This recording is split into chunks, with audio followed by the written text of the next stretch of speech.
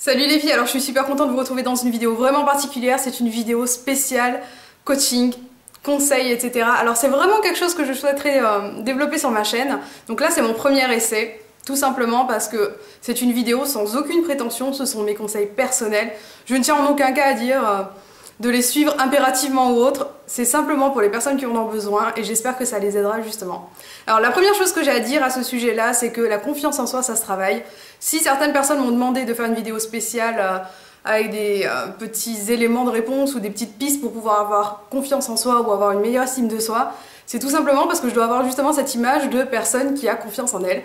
Et écoutez les filles, oui aujourd'hui j'ai confiance en moi, bien entendu j'ai moins confiance en moi dans certaines situations, ça joue un petit peu selon. Donc lorsque je suis face à ma caméra, j'ai entièrement confiance en moi tout simplement parce que c'est un exercice auquel je me suis prêtée pendant un bon moment. Ça fait un petit peu plus de 2 ans que vous me connaissez maintenant et que vous me regardez, que vous m'écrivez et je pense que j'ai gagné en confiance vis-à-vis de vous, mais il y a certaines circonstances dans lesquelles j'ai moins confiance, lorsque je suis jugée sur mon travail notamment, au niveau des études ou autres, ou au niveau du travail en règle générale. Je pense que parfois je perds en confiance en moi comme tout le monde, mais le but du jeu c'est de gagner en confiance en soi généralement, puisque forcément dans certaines circonstances on aura quelques petites failles. Alors si j'ai plusieurs conseils à vous donner, le premier c'est de vous connaître à la fois vos atouts mais aussi vos petits défauts. Alors il faut savoir connaître ses atouts et ses défauts, mais il faut aussi savoir les surmonter les défauts.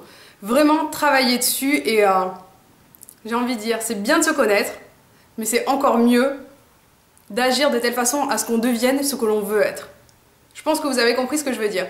Le principal, c'est d'avoir un objectif et de s'y tenir. Par exemple, si vous êtes trop égoïste, travaillez dessus, essayez de donner d'une certaine façon de votre temps, de votre personne, ou donner financièrement si jamais c'est votre défaut principal, que vous êtes un peu radin. Personnellement, moi, dans mes défauts, c'est pas ce genre de défaut qui apparaît généralement, mais je pense que si vous êtes comme moi et que vous avez souffert de confiance en soi, parce que je pense avoir été une des personnes qui avait le moins confiance en elle par le passé, c'est principalement parce que vous avez une estime de vous-même qui n'est pas suffisamment bien jaugée. Je pense qu'il faut aussi revoir tous ces atouts et se rendre compte qu'on a des atouts quand même pas mal et de taille et que c'est bien de les partager avec les autres. Alors, ce que je conseille, c'est tout d'abord de connaître ses atouts et ses défauts, premier conseil. Et deuxième conseil, c'est surtout de travailler dessus et de devenir une meilleure personne. Parce que pour avoir confiance en soi, il faut aussi avoir des raisons d'avoir confiance en soi. Si vous êtes une personne mauvaise, ça servira à rien d'avoir confiance en vous. Tant mieux pour vous si vous l'avez, mais concrètement, intérêt zéro. Le principal, je pense, c'est de s'améliorer et justement de travailler dessus. C'est une construction personnelle qui va avoir en fait un impact sur votre rapport avec les autres. Parce que la confiance en soi, c'est un rapport avec soi-même, mais au final, ça joue dans les rapports avec les autres. Alors vraiment, essayez de devenir une personne meilleure et surtout d'avoir des raisons d'être fier de vous et d'avoir une meilleure estime de vous. Alors concernant le troisième conseil que je pourrais donner, c'est justement d'entrer en rapport avec les autres. Si vous êtes timide, parce que généralement les personnes qui n'ont pas confiance en elles sont timides, pour la simple et bonne raison qu'un manque de confiance en soi, c'est un sentiment selon lequel, principalement, on ne se sent pas aussi intéressant que les autres, ou alors on a peur de donner son opinion parce qu'on a peur du regard de l'autre. Mais il faut que vous vous rendiez compte que si vous êtes vous-même, vous n'avez aucune raison d'avoir peur du regard de l'autre. Si une personne ne vous aime pas, elle ne vous aime pas, et puis basta. C'est ça le plus important, c'est vraiment d'être soi-même. Si on passe notre vie à se conformer à ce que les autres attendent de nous, concrètement, on est quoi? On est une pâle image de ce que les autres veulent de nous et je ne suis pas d'accord du tout sur ce principe. Soyez vous-même, vivez votre vie. À quoi ça sert d'être la copie de ce que quelqu'un attend de nous? Concrètement, ça ne sert absolument à rien. Donc soyez vous-même et surtout, rendez-vous compte que vous avez, je pense, tous pour votre part, en tout cas si vous avez ce manque de confiance en vous, quelque chose de vraiment très cher, très important à offrir aux autres. Jouez là-dessus et apprenez à rentrer en connexion avec les autres, c'est très important.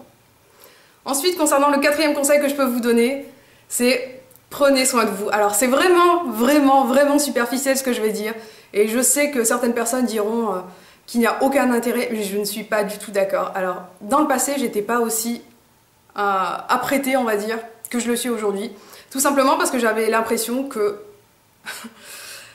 Le Petit Prince, c'était une histoire vraie. Je reste convaincue que Le Petit Prince est une histoire vraie, mais c'est pas pour rien que le petit slogan que vous voyez en début de vidéo, c'est la beauté extérieure attire, la beauté intérieure captive.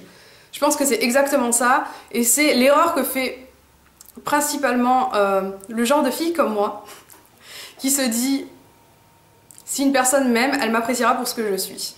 Malgré tout, on vit dans une société où le paraître est vraiment très important, où quelqu'un qui ne sera pas attirant physiquement parce qu'il ne sera pas apprêté, pas parce qu'il ne sera pas beau, c'est vraiment le côté apprêté qui peut plaire, le côté qui peut paraître superficiel au premier abord est vraiment fondamental parce que c'est ce qui permet d'avoir justement pour les autres envie de vous rencontrer, envie de vous parler et envie d'aller plus loin. Ça paraît bête, hein, mais on fera plus confiance à quelqu'un qui sera propre sur lui-même entre guillemets. Et je suis entièrement d'accord avec cette théorie. J'ai mis du temps à le comprendre. Le Petit Prince m'a appris pas mal de choses dont je continue à croire fervemment. Moi, la petite enfant que je suis à l'intérieur de moi-même. Mais sincèrement, les filles, rendez-vous compte que ça a un impact. Alors prenez soin de vous, maquillez-vous le matin, prenez même un quart d'heure. Levez-vous un quart d'heure plus tôt pour prendre le temps de vous maquiller ou de vous coiffer. Parce que je sais pas si ça vous est arrivé, mais moi lorsque ça m'arrive, et ça m'arrive quand même de temps en temps, lorsque je me réveille un petit peu à la bourre et que j'ai pas le temps de me maquiller, de me coiffer ou d'être comme je voudrais être au niveau des vêtements, que j'ai pioché un petit peu partout, je me sens vraiment pas bien le reste de la journée, tout simplement parce que j'ai l'impression de pas être au top.